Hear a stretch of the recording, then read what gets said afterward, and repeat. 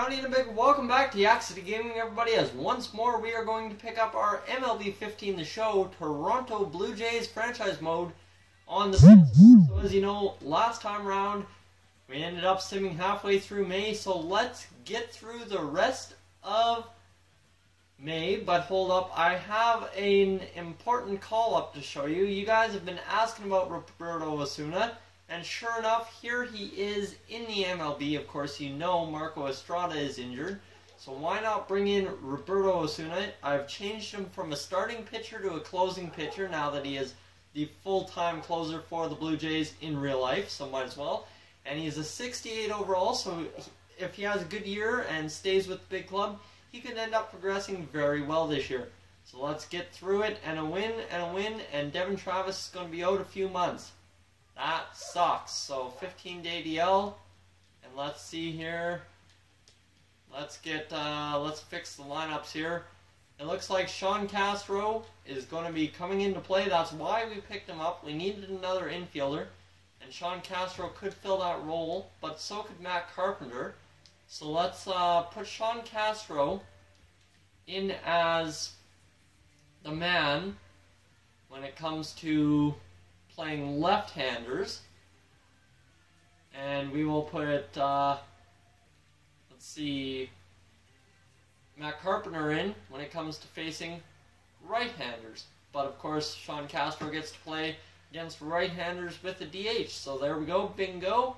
Let's keep going and let's see how we can turn out here in a few wins, but quite a few losses as well. We are sitting around 500, and the Blue Jays are getting a trade offer. Your Sergio Mendoza, where is he? A B at 24 overall. Oh, that's ugly. And Yan Gomes, who is an 81. Yet, no, I'd rather not take that deal. So let's get into our final game against the... Oh, there's the draft. So shall we do the draft? I think we shall do the draft. So we are top 4 here. So let's pick up a player here in the draft. And it looks like we want to go sort column. And we want something that'll be ready for next year. Jorge Cisneros. Or we could go with 2020 and Brett G. Which I think Brett G is the next best option here. And we'll auto draft the rest. Let's auto-draft the first-year player draft. There we go. We will see who we got in the next episode. Let's play Marcus Stroman on the mound for us. We're 3rd in the AL, and Stroman's taking the mound. And here comes... Oh, who should we player lock? You know what? We'll player lock as Sean Castro for the first time, and we will jump into it. He was a Rule 5 draft pick. He is only batting 182 this year. So kind of not exactly doing what we need him to, but that's quite alright because I'm not going to blade him too much. He's just being thrust into the lineup in a spot where Devin Travis has thrived for the past 2.5 years. So why not give this kid a shot, see what he can do, see how he can bat, and see what we can do with him. So everyone else batting along just fine, and here we go. We will jump ahead into the first appearance with Miguel Cabrera batting. We've got somewhat of a shift on. Looks more like double play depth, actually, to myself. And we've got Stroman ready to pitch here.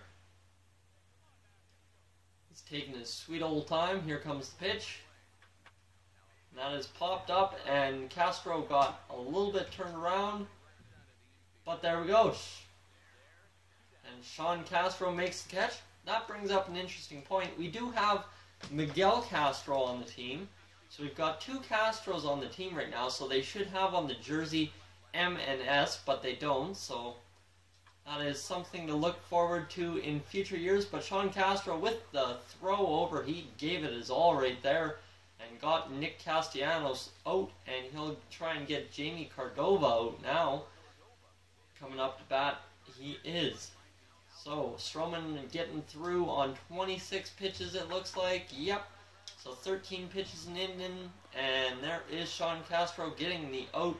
So, 3 solid putouts for Sean Castro. And he will get to bat with runners in scoring position. He needs to work the count here against Alfredo Simon, if I'm not mistaken.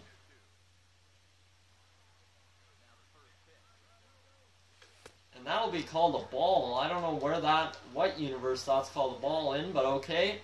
So 1-0 for Sean Castro. In comes another pitch. And he takes late on the fastball for strike number 1. So he's going to match this inning total for Simon to Stroman. Oh, and the curveball just fell right off there. That was a terrible swing. He's down 1-2 now. So hopefully Sean Castro can recuperate here. And look at this. He drives this one deep out there into center field, and it'll die in the center fielder's glove. But he got it out there, and that's all that matters. He got it off the bat and into the outfield. And now the Blue Jays leading 3-1 here in the bottom of the 4th. Gives this man, Sean Castro, a chance to lay down a bunt, and he'll miss it.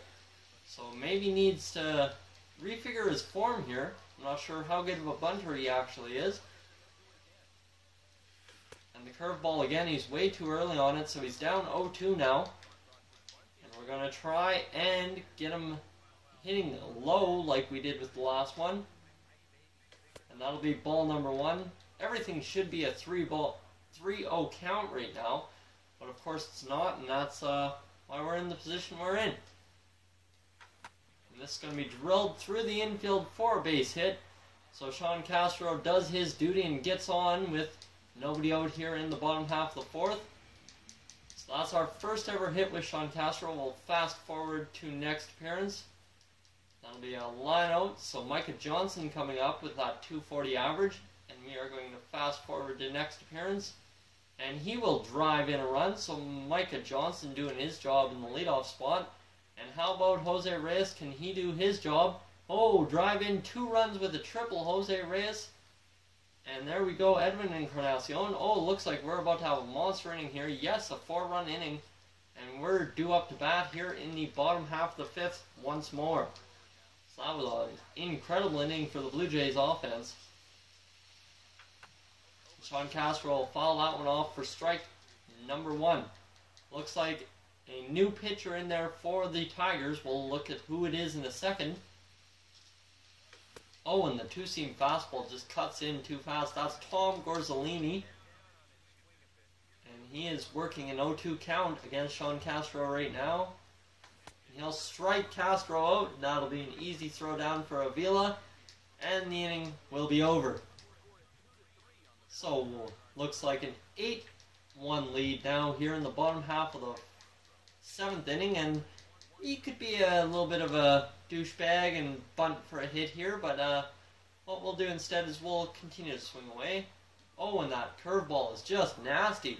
An up, down, all around movement, and it definitely fooled Castro. He's not seeing the curveball at all today.